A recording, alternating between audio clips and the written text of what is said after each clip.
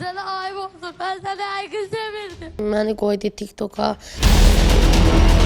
Dalbadal mənim haqqımda pullar yığır. Onu yolda arasının işçiləri əlindən, qonşunun əlindən almışdı. Çox dedim ki, Mira, istəyirsənsə axıra qədər qal. Şanay xanımı gördüm, orada uzanıb, üstü zadı bərbad vəziyyətdə idi.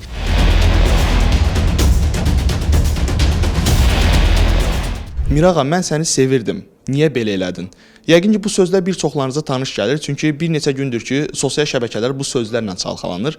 Hazırda bu sözlərin sahibi Şanay xanım mənim yanımdadır.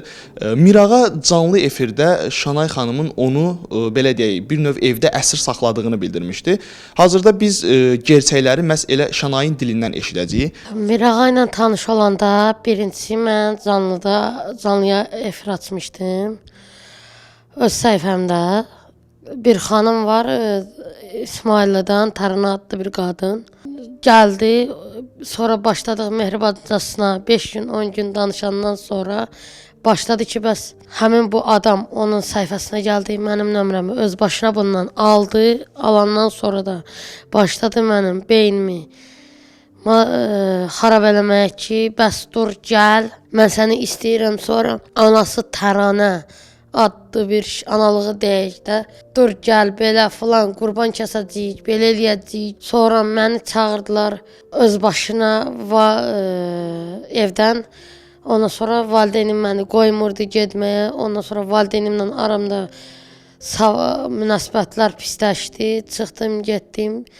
Gəldim Bakıya 1 ay, 2 ay belənciyim, məni qoydu TikTok'a. Məndən başladı prim tutmağa, pullar Paylaşırdı və izləyici toplayırdı belə. Bəli, izləyici gəlirdi, paylaşırdı, toplayırdı məndən.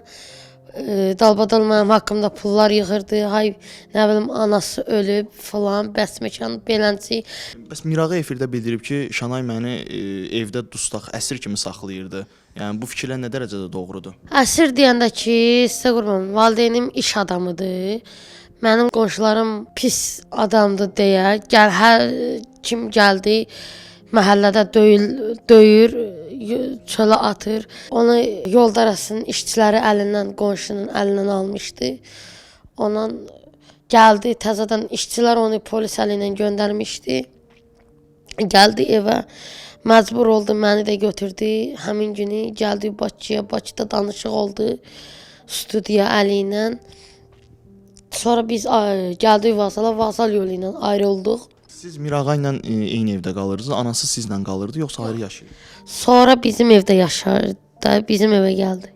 Mirağa sizin evdə qalırdı, sənlə? Bəli.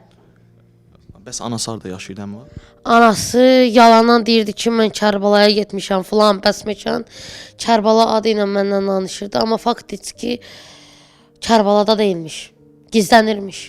Başa düşdüm. Bəs efirə çıxmaq necə oldu? Necə baş verdi hadisələr? Kim müraciət elədi efirə? Efirə biz özümüz. Siz efirə müraciət edəndən sonra anası da gəldi efirə. Sonra Mirağa efirdə sizi atıb anası ilə getməyə razılaşdı. Bəli.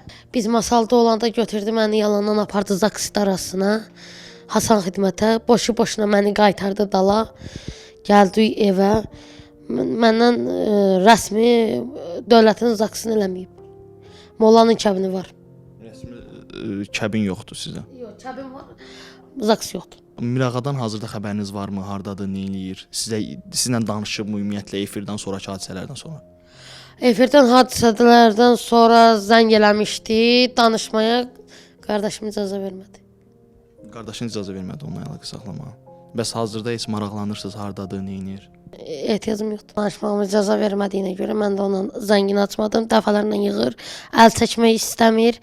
Mən ona çox dedim ki, Mira, İstəyirsənsə axıra qədər qal, istəmirsənsə çıx get öz evə. Sonradan efirdə mən ondan imtina etməyə başladım. Mən Göygöl rayonu, Xanlar rayonundan üzü Bərdə istiqamətinə gələn yolda Gəncə yolla keçirdim. Mən avtomobilimi yumaq istəyirdim. 50 qəpikli Moyka deyilən adlanan, hər kəs bilir də. Orada maşın yumaq istərkən Şanay xanımı gördüm, orada uzanıb, çox pis vəziyyətdə idi. 50 qəpikli Moykada uzanmışdı. Obyektin içində idi, belə deyilsə. Orada uzanmışdı, tək tənha idi. Bəs buna dedim ki, bəs sən kimsən? Bəs nə qarsan burada? Mənə dedi ki, məni filan kəs atdı, verilişdə mənə ayırdılar. Bəs mən qalmışam belə, yəni kömək elə. Verilişdən çıxandan sonra siz çöldə qalırdınız. Bəli. Sonra getdi, elə bil bizi efir yola saldı. Getdik Masallıya. İkinci səfər Mirağa özü zəng eləyib məni dala qaytartdırdı, oturtdu məni 50 qəpikdə. Ha. Qoyub sonra getdi, tərk elədi ərazini. Ha, tərk elədi. Sonra bu qardaş oradan keçəndə məni götürüb apardı, evində saxladı. Gətirdim evimizə, anam, ailəmin yanına. Bunu nə təmizlik zat, üstü zadı bərbad vəziyyətdə idi. Çox insanlar buna şərhlər yazırdı, xoşa gəlməz, nə bilim o insan niyə belədir. Yəni bir insanın xarici görünüşünə görə heç vaxt bir insanın qəlbini qırmaq lazımdır.